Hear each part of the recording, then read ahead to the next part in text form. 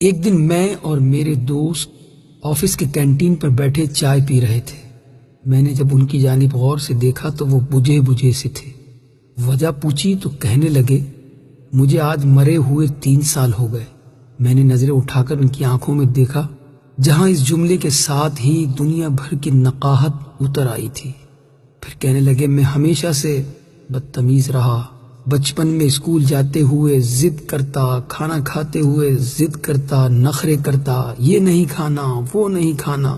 مجھے نہیں یاد کہ 5ویں کلاس تک میں نے اپنے ہاتھ سے نہایا، کھانا کھایا ہو، کپڑے پہنے ہو یا جوتوں کے تسمے بند کیے ہوں۔ باپ، بہن اور بھائی کی محبت مجھے نہ مل سکی۔ پرائمری اور مڈل اور پھر میٹرک تک یہی عادت رہی کہ رات کو سونے سے پہلے کتابیں، کاپیاں، بیگ، غرض تمام چیزیں ادھر ادھر بکھری چھوڑ کر سو جاتا، مگر صبح آنکھ کھلتے ہی دیکھتا کہ تمام چیزیں بہت سلیقے سے بستے میں پڑی ہوئی ہیں اور میرا بیگ بڑی نفاست سے میز پر رکھا ہوا ہے۔ مجھے لاکھ بار کہا جاتا کہ دودھ پی کر سونا، مگر میں نہیں پیتا تھا۔ لیکن جب صبح اٹھتا تو لبے شیریں، منہ کا ذائقہ بدلا ہوتا۔ پہل تو پتہ نہیں چلتا تھا، مگر آہستہ آہستہ پتہ چل گیا کہ رات کو نیند میں ہی دودھ پلا دیا جاتا تھا۔ رات کو کبھی آنکھ کھلتی تو دیکھتا کہ بارش ہو رہی ہے اور مجھ پر کمبل ڈال دیا گیا ہے تاکہ سردی نہ لگے۔ مجھے ہمیشہ گھر میں 2 ہی چیزوں سے چڑ رہی، ایک 11 سے 13 گھنٹے تک ہاتھ سے چلائی جانے والی سلائی مشین سے، اور دوسری روٹی کے کناروں سے کہ ان پر اکثر گھی لگنے سے رہ جاتا تھا۔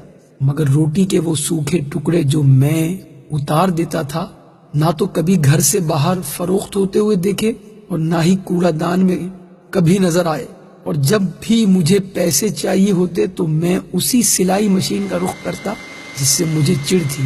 جب بھی مجھے کبھی معمول سے ہٹ کر زیادہ پیسوں کی ضرورت ہوتی تو دیکھتا کہ گھر میں سلائی مشین کے چلنے کا دورانیہ 16 گھنٹے تک جا پہنچتا۔ مجھے یاد ہے کالج میں داخلے کے وقت مجھے 1500 روپے چاہیے تھے۔ میں نے گھر آ کر بتا دیا۔ اسی رات 2 بجے کے قریب میری آنکھ کھلی تو گھر کے برآمدے میں کچھ کھٹ پٹ ہوتی ہوئی محسوس ہوئی۔ ذرا غور کیا تو محسوس ہوا کہ جیسے کوئی گھٹی گھٹی سسکیوں کے ساتھ رو رہا ہے۔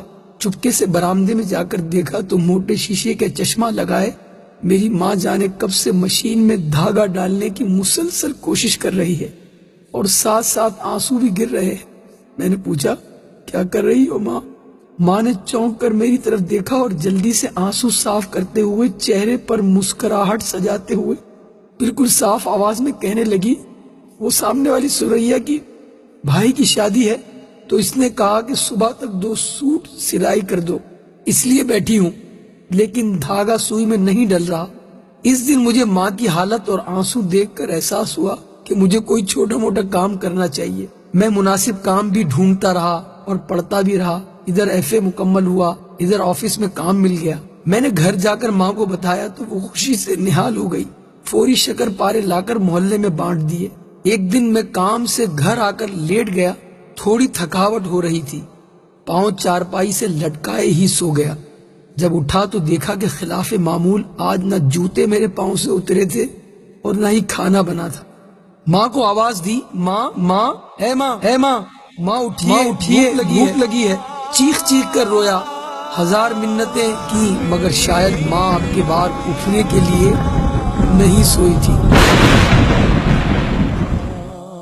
ماں کے بعد وہ گھر چھوڑ دیا، گویا قبرستان لگتا تھا۔ ادھر دیار غیر میں آ کر اپنا سارا کام خود ہی کرتا ہوں تو سوچتا ہوں کہ میں نے کبھی چیز کی خدمت نہ کی اور نہ کبھی آسائش و سکون اسے دیا۔ وہ میری ماں تھی، نوکرانی نہیں تھی۔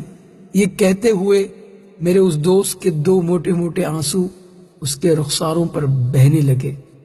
اللہ تعالیٰ میرے اور جن کے بھی والدین حیات ہیں سب کے والدین کو ایمان اور صحت کے ساتھ خوش رکھے۔ ماں بڑی نعمت ہے، اس کی قدر کیجیے۔ ماں بڑی نعمت ہے، اس کی خدمت کیجیے۔ ماں بڑی نعمت ہے، اس کا احساس کیجیے۔